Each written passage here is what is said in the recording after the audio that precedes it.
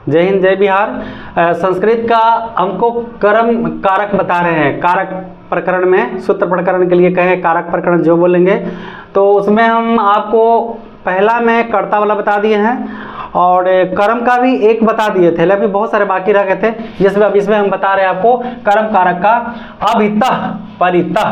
ध्यान से देखिएगा जरा, ट्रांसलेशन बनाना बहुत आसान है।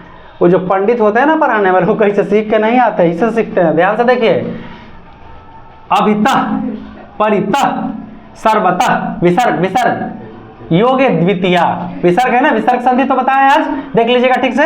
अभितः परितः सर्वतः योगे द्वितीया, जहां अभितः अभितः मतलब होता है दोनों ओर, परितः परितः मतलब होता है चारों ओर, फिर सर्वतः सर्वतः मतलब होता है सभी ओर, एगो उभयता मतलब भी दोनों ओर होता है। ठीक है, तो इन शब्दों के योग जैसे दोनों ओर, चारों ओर, सभी ओर, अगर ऐसा रहता है तो इन शब्दों के योग में, इन शब्दों के योग में द्वितीया विभक्ति लगती है। कभी विभक्ति लगती है, द्वितीया विभक्ति लगती है। किन शब्दों के योग में? जिनमें उभयता परितः सर्वतः योग लगता है उसमें। तब बताइए भाई, किसके वो दोनों ओर पर्वत हैं? दोनों ओर पर्वत हैं, तो दोनों ओर का तो हो गया भैया, दोनों ओर का हो गया अभितः। चलिए हमने लिख दिया अभितः, हमारा थोड़े आवले कहब तो बता देव। अभितः मतलब दोनों ओर। अब पर्वत, कै गो पर्वत गिनल है? एगो दूगो नहीं ना कह रहा है जी। तब बालका बालको बालका, तो ये हो जाएगा पर्वता। देखिए रहिया मांग रहा है, पर्वता हो गया। संति इसी में खत्म, अस्थि संति खत्म, दे भी सकते, गलती नहीं होगा पर नहीं। अब यहाँ सवाल रहा कि इन शब्दों के योग में द्वितीय लगती है, तक केकर योग में द्वितीय लगती है? पविता माने दोनों ओर, पर्वता माने पर्वत है, दोनों ओर पर्वत है, तक केकर दोनों ओर पर्वत है भैया? कौन शब्द के योग में पर्वत है? तो गांव के दोनों ओर पर्वत है, तो एकरे में द्वितीय लगी है हो। तब तो गांव के ग्राम, द्वितीय गांव का जो होता है वो ग्राम होता है। समझ गए कि नहीं? अब बालका बालको बालका बालको बालका, यहाँ होगा द्वितीय में बालकम, यहाँ होगा द्वितीय में बालकम, तो आप समझ जाइए कि होगा ग्रामम। तो ये मैं संस्कृत के पंडित बतावेगा का यार, समझ में आया? गांव के ग्रामम, अभितः दोनों ओर, पर्वता संति भी लिख सकते हैं, नहीं भी लिख सकते हैं। क्लियर हो गया? तो गांव के दोनों ओर पर्वत हैं। अब तो जानिए गए कि गौवा के का होगा, तो लिख दो ग्रामम। ये भारी है हो, चारों ओर मतलब का परितः परितः। नदी है तो नदी, हाँ बहुवचन, तो ऐसे है धा। नदी का शब्द रूप में चले जाइएगा, बहुवचन में चले जाइएगा, दोनों ओर एगो तो नहीं ना है, चारों ओर। अब गांव के सभी ओर वृक्ष हैं, तो अब तो जानिए गए, तो हम का पढ़ाएं? तुम्हें हमरा कही था कि लिखा लिखा सर ग्रामम। चलिए हो गया, गांव के सभी ओर क्या है जी? गांव के सभी ओर सर्वतः सर्वतः। बोलिए पंडित जी, ग्रामम सर्वतः वृक्षा संति, वृक्षा वृक्षा बालका बालको बालका, तो गांव के सभी ओर वृक्ष हैं, तो ग्रामम सर्वतः वृक्षा संति। तो पंडित जी जरा मंत्र पढ़े तो ध्यान देखिए कि श्राद्ध के पढ़ रहे हैं कि शादी के कि पूजा के। चलिए पहला देख देते हैं, गांव के दोनों ओर पर्वत हैं, तो गांव के किसके किसके किसके? इन शब्दों के। तो किन शब्द में? गांव शब्द में। ग्रामम अभितः पर्वता संति भी दे सकते हैं। इसके बाद गांव के चारों ओर नदी हैं, ग्रामम परितः। तो गांव के चारों ओर नदी हैं, तो गांव की वही नदियां चारों ओर घूम गया होगा, कहीं एक ही को होगा, तीन नदियां लिखा हुआ है। ठीक है, अब गांव के सभी ओर वृक्ष हैं, तो ग्रामम सर्वतः वृक्ष, तो एक एक वृक्ष सब थोड़ी होगा, वो तो ढेर ना होगा जी। तो वृक्षा संति, गांव के दोनों ओर पर्वत हैं, तब ये करबाड़ी है ग्रामम। उभयता है, उभयता है, पर्वता संति। आइए पंडित जी की तरफ पढ़ दिया जाए।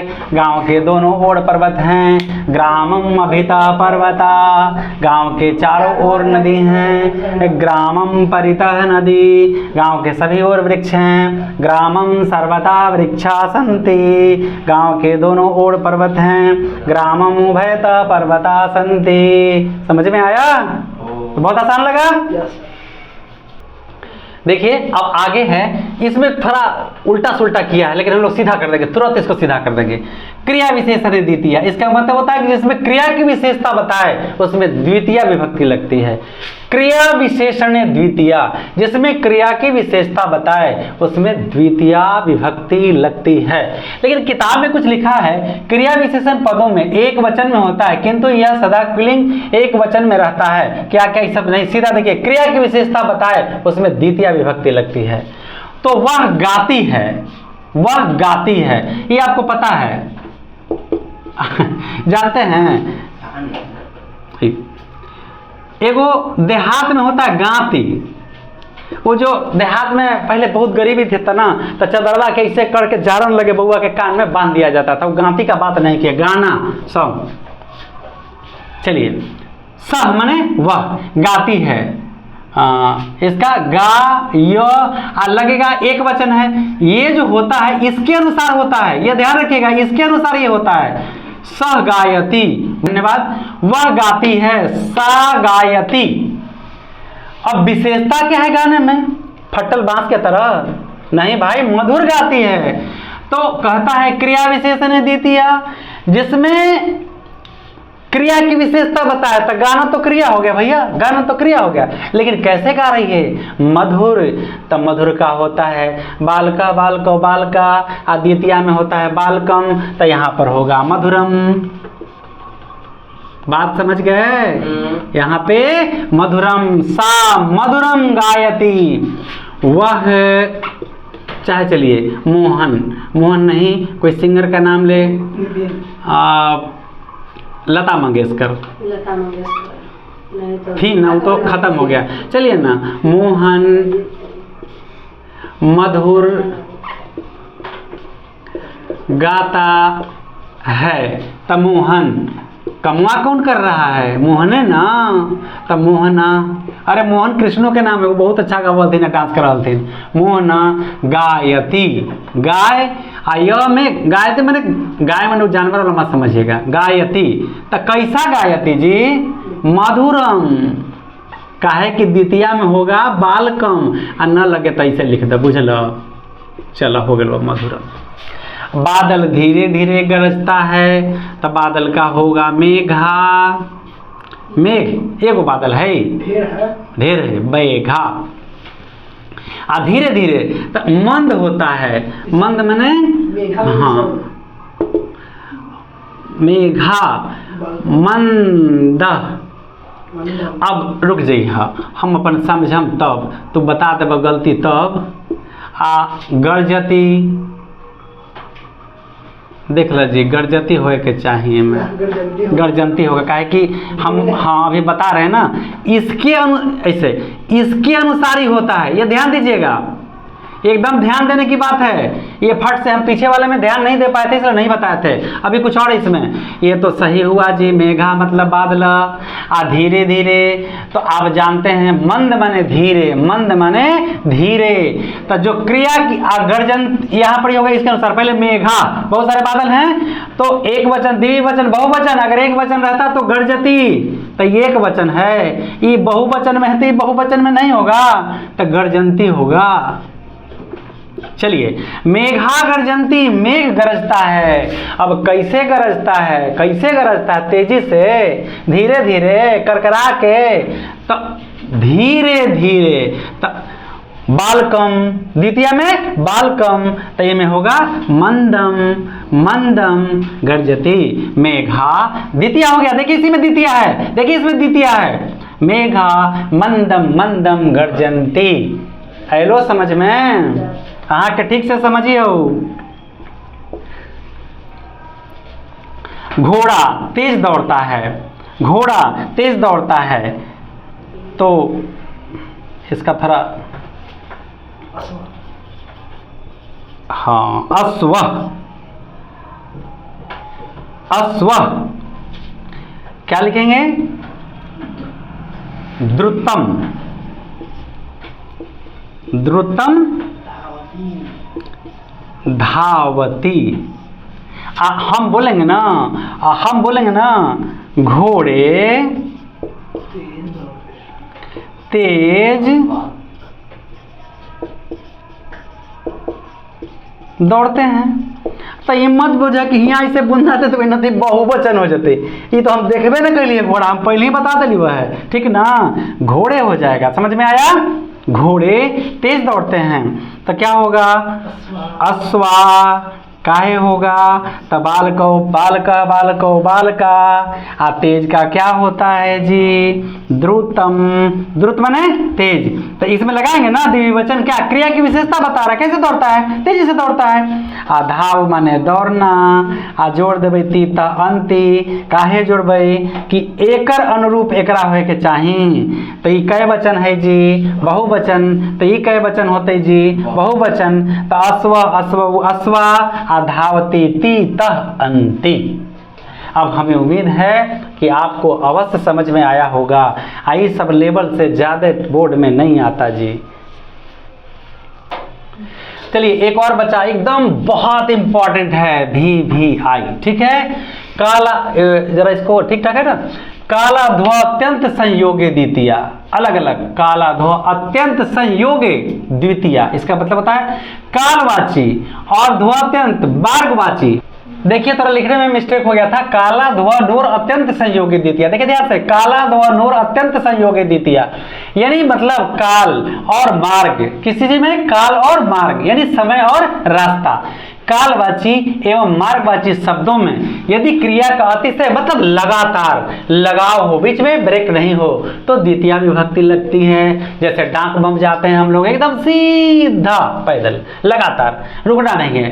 काला ध्व अत्यंत संयोगी द्वितीया। काला ध्व नोर, देखिए काला ध्व नोर अत्यंत संयोगी द्वितीया, अर्थात कालवाची और मार्गवाची शब्दों के संयोग जहां पर होता है वहां द्वितीया विभक्ति लगती है। मतलब जहां समय बता दे और दूरी बता दे। मार्ग, काल माने समय और मार्ग माने दूरी। तो जहां काल, समय और मार्ग, दूरी जहां इसे संबंध रखता हो वो करे में द्वितीया लगाएंगे, बुझे। एक कोस तो ये दूरी नहीं हुआ जी, एक मास तो ये समय नहीं हुआ, तो यही में लगाना है। तो तेरी के एक कोस तो क्रोसम हो गए, एक कोस क्रोसम, ठीक है। एक कोस क्रोसम। का कहा ओकरे बतवा मान गया ना। कहा कालवाची, तो कालवाची नहीं है, ये मार्गवाची है। मार्गवाची शब्दों के योग में द्वितीया विभक्ति, अतिशय लगाओ लगातार तो द्वितीया लगेगा। तो एक कोस तक नदी टेढ़ी, नदियाँ कट जाती रास्ता में से, तो नदियाँ लगातार बहते रहते। तो एक कोस क्रोसम, एक कोस क्रोसम, काहे कि यहाँ दूरी बता रहा है। दूरी में अगर अतिशय लगाव हो, मार्गवाची हो, कहता है जहां मार्गवाची हो उसमें द्वितीया लगाएंगे। तब मार्ग कौन है? क्रोस, एक कोस है ना, दो कोस रहता तो द्वि लिखते। क्रोसम मतलब एक कोस, एक कोस तक क्रोसम। नदी टेढ़ी मेढ़ी है, तब पहले क्रोसम आ तब टेढ़ी आ तब नदी। ऐसे नहीं होता सब्जेक्ट प्लस वर्ब प्लस, तो वो करे एकरो में तो वही है क्रोसम। कुटिला, कुटिला माने टेढ़ी, कुटिला माने टेढ़ी। और गांव के जो लड़ाई लगाए वाला रहता है कुटनी कहल जाता है।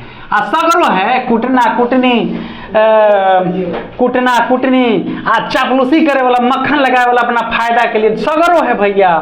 दफ्तर में, प्राइवेट में, सरकारी में सगरो रहता है चापलूस, बच के रहिएगा। मेहनतवा करिए ना, चापलूसवन के मुंह अपने आप फूट जाएगा, ठीक ना।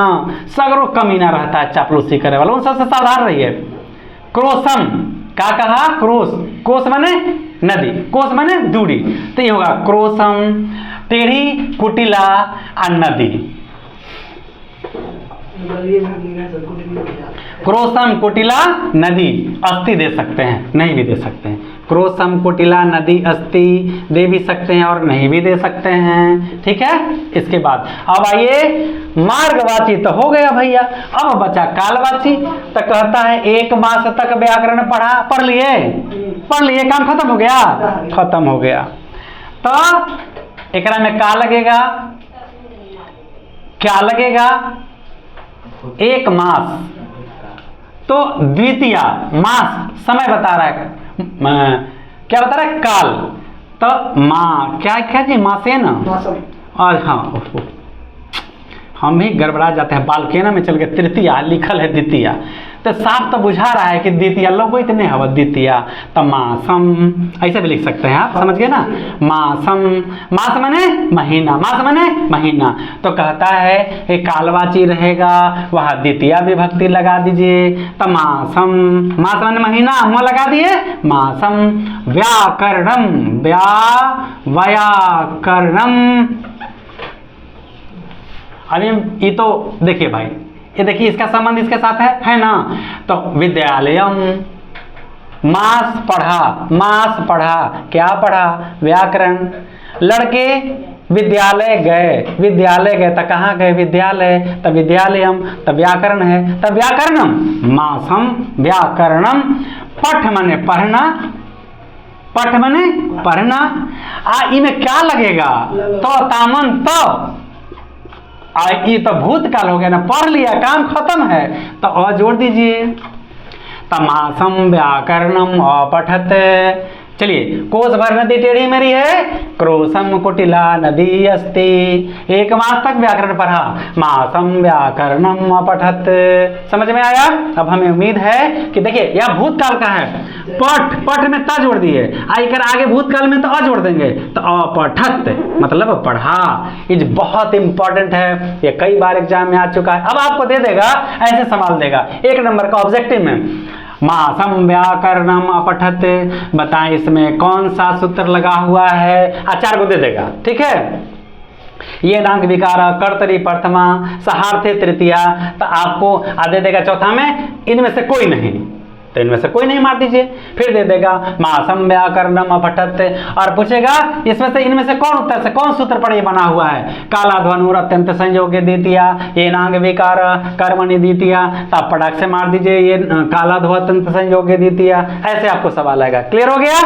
तो मिलते हैं ब्रेक के बाद।